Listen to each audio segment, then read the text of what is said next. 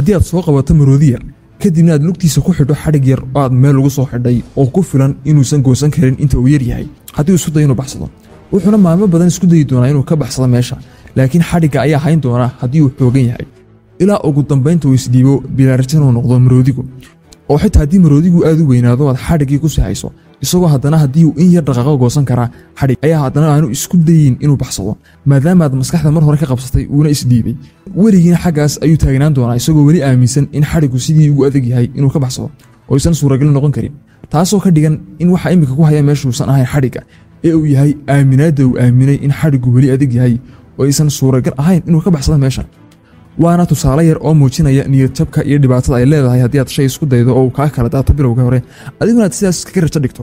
haddii aad ku celcelin lahayd dhowr jeer oo kale ay 100% hubaan ahaan lahayd inay kuu hagaagaan sida maroodiga hadduu isku dayi lahayn xadhigga mar walba isku dayo inuu goosto uu aakhirka goosan lahaa sidaana uu kaga tegi lahaa